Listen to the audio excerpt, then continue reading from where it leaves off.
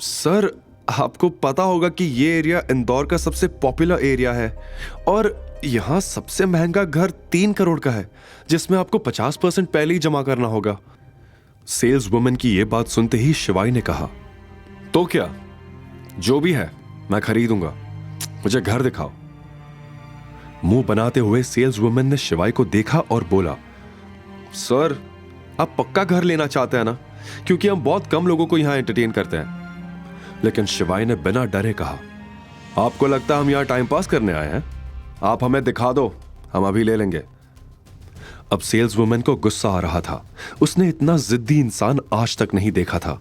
वो सोचने लगी कि क्या बहाना बनाकर शिवाई को ऑफिस से बाहर निकाले, और ये चीज अवंतिका ने उसकी आंखों में देख ली थी। उसने भी झिझकते हुए शिवाई के कान में कहा, अभी यहां से चलते हैं शिवाई, वरना ये लोग हमें धक्के मारकर यहां से निकाल देंगे। अवंतिका तो सच से काफी दूर थी। शिवाई ने उसे बस एक नजर देखा और वो कुछ कहने ही जा रहा था कि उसी समय पीछे से एक तेज चिल्लाने की आवाज आई।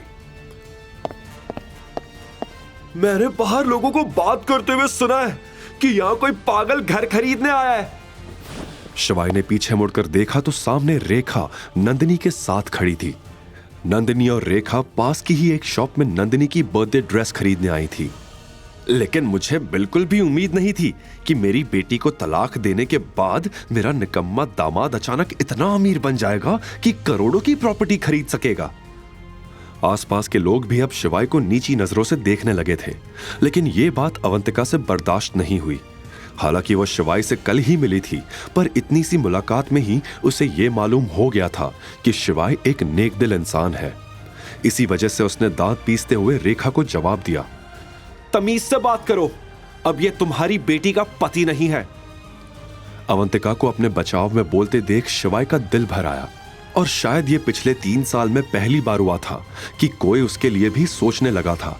वो बहुत प्यार से अवंतिका को देखने लगा। ओहो, देखो तो, ये भी है।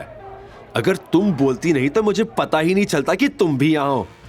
तुम दोनों एक साथ, ये कब हुआ?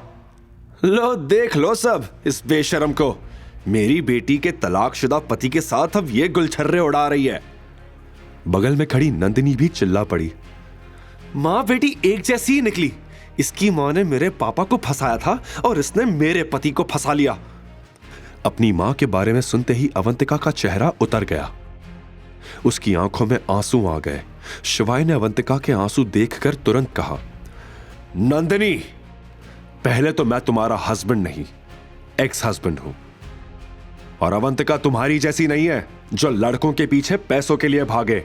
मुझे तो तुम माँ बेटी की हरकतों से लगता है कि अवंतिका की माँ नहीं, बल्कि आप दोनों बेशर्म हो। शिवाई को भी अपना फेवर लेते देख अवंतिका ने पहली बार एक अलग सा कॉन्फिडेंस महसूस किया। उसे ऐसा लगा मानो अब उसे किसी का डर नहीं, और अब वो शिवाई के साथ पूरी दुनिया जीत सकती थी। अच्छा, तो अब ये 2 कौड़ी की लड़की तुम्हारे लिए इतनी जरूरी हो गई कि तुम हमसे लड़ रहे हो? यह सुनते ही शिवाई को बहुत गुस्सा आया, लेकिन अवंतिका के कोमल हाथों ने उसे रोक लिया। आज शायद अगर अवंतिका उसे नहीं रोकती तो वो सारी हदें पार कर देता। How impressive!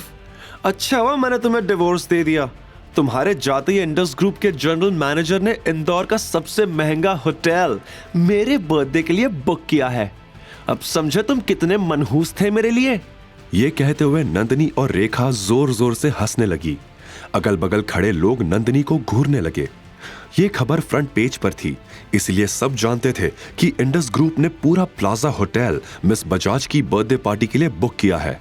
पर वो लड़की नंदिनी थी, ये देखने के बाद वहां खुसुर फुसुर होने लगी। क्या कहा तुमने? इंडस ग्रुप के मैनेजर ने होटल बुक किया है, वो भी नंदिनी तुम्हारे लिए? नहीं तो क्या, अवंतिका के लिए किया है, नंदिनी चिल्लाकर बोली। शिवाई ने दिनेश को अवंतिका के लिए प्लाजा होटल बुक करने के लिए कहा था, जो हो भी गया था। लेकिन शिवाई ने दिनेश से यह भी कहा था कि ऐसा कंफ्यूजन पैदा करे जिससे नंदिनी और रेखा को लगे कि यह पार्टी नंदिनी के लिए रखी गई है। शिवाई इस वक्त अपनी आइडेंटिटी रिवील नहीं करना चाहता था। वो बस सही मौके का इंतजार कर रहा था, और इसके लिए अवंतिका की बर्थडे पार्टी से अच्छा मौका और कोई हो ही नहीं सकता था। आगे की कहानी जानने के लिए देखिए अगला एपिसोड सिर्फ पॉकेट FM के YouTube चैनल पर। और शिवाय एक विनाशक के सारे एपिसोड्स को सुनने के लिए डिस्क्रिप्शन में दी लिंक से डाउनलोड करें पॉकेट FM ऐप।